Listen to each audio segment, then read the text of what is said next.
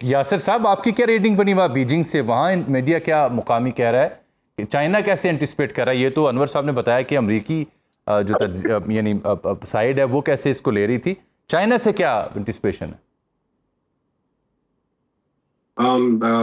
Thank you जानी साहब। एक बात से तो मैं टोटली एग्री करता हूँ जो मेरे भाई ने कही कि दोनों साइड जो है वो एक इसको मैं कहूँगा कि ये मैनेजमेंट क्राइसिस अच्छा। जो है वो किस्म का समिट है। हम्म। और दोनों ताकतें इस वक्त ऑफ कोर्स नहीं चाहती कि आपस में एक ओपन कन्फ्रंटेशन हो। हम्म। और उसकी रीजन बड़ी सामने है सबके, क्योंकि जो स्ट्रेट ऑफ हॉर्मुज से जो एनर्जी शॉक्स हैं, फिर उसके बाद जो इन्फ्लेशन बढ़ रही है, उसके बाद फिर प्रेसिडेंट डोनाल्ड ट्रंप के लिए एट होम जो स्टेबिलिटी के इश्यूज बन रहे हैं, पॉलिटिकल माइलेज उनकी कहाँ स्टैंड कर रही है इस वक्त। सो बेसिकली बीजिंग जो है वो अपनी एक स्ट्रेंथ से इस मीटिंग में मिल रहा है, और जो कि बिल्कुल रिफ्लेक्ट हुआ है जिस तरीके से प्रेसिडेंट डोनाल्ड ट्रंप को रिसीव किया गया, वो एक स्ट्रेटेजिक सिग्नलिंग थी, वेरी क्लियर। जिस तरीके से आज प्रेसिडेंट शी जिनपिंग ने एक बिल्कुल रेड लाइन जो है वो प्रेसिडेंट डोनाल्ड ट्रंप के सामने रखी ताइवान के हवाले से, कि ये हमारी रेड लाइन है और इसमें फर्दर इंटरफेरेंस जो है वो सिर्फ मामलात को खराब नहीं करेंगे बल्कि कॉन्फ्लिक्ट की तरफ चले जाएंगे।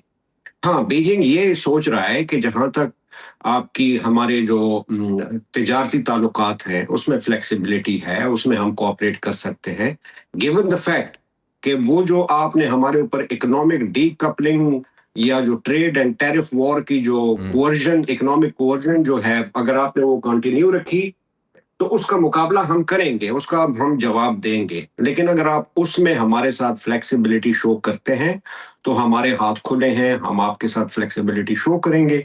दोनों कंट्रीज इस वक्त एक दूसरे के ऊपर इंडिपेंडेंट हैं, और इस मीटिंग को ये भी कहा जा रहा है वॉशिंगटन के पॉइंट ऑफ व्यू से कि ये 3 Bs हैं, यानी सोयाबीन्स की बात हो रही है, उसके अलावा जो है वो बीफ की बात हो रही है, और उसके अलावा बोइंग की बात हो रही है। ये वो एरियाज हैं जिसमें कुछ मेजर मेगा आप समझ सकते हैं कि ब्रेक थ्रूज एक्सपेक्टेड हैं। लेकिन स्ट्रेटेजिकली मैं समझता हूं कि ये जस्ट एक रीसेट भी नहीं है, बल्कि ये इसको एक बैलेंस क्रिएट करने की कोशिश की जा रही है ताकि दुनिया जो है वो एनर्जी शॉक वेव से बाहर आ सके। इसमें बीजिंग अपना भरपूर किरदार अदा कर रहा है और करना चाहता भी है। बिल्कुल ठीक है। अच्छा यासिर साहब, आपने अपनी गुफ्तगू में कहा कुछ सिग्नलिंग का जिक्र किया रिसेप्शन से लेके मुलाकात तक कि उसमें चाइना का खास एक एंगल था, वो तो वाज़ेह कीजिए, क्या कहना चाह रहे थे आप? देखिए, एंगल ये है कि चाइना इस मेरा ख्याल है पहली दफा बड़ा खुल के पोजीशन ऑफ स्ट्रेंथ के साथ मिल रहा है। स्ट्रेटेजिक सिग्नलिंग ये है कि चाइना मजीद जो है वो बेंड नहीं करेगा।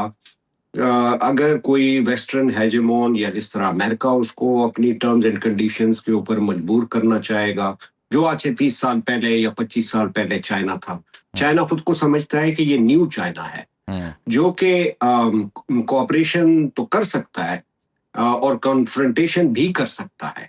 तो ये बड़ी क्लियर सिग्नलिंग है कि हम दोनों, बिल्कुल ठीक। तो मैं समझता हूँ कि ये पोजीशन ऑफ स्ट्रेंथ बीजिंग को क्यों इतनी ज्यादा महसूस हो रही है। जो ईरान वॉर है उससे बहुत सारी चीजें एक्सपोज हो गई हैं। मिसाल के तौर पे कि पूरा जो वेस्ट एशियन सिक्योरिटी इंफ्रास्ट्रक्चर है वो रीडिफाइंड होगा, इसमें ईरान का बहुत इंपॉर्टेंट रोल है। इस वजह से भी चाइना को या बीजिंग को ये महसूस हो रहा है कि उनका काफी अपर हैंड है। सही। और इसी वजह से वो कुछ चीजों के ऊपर कंप्रोमाइज करेंगे, लेकिन जो अपनी रेड लाइंस हैं उसके ऊपर कंप्रोमाइज नहीं करेंगे।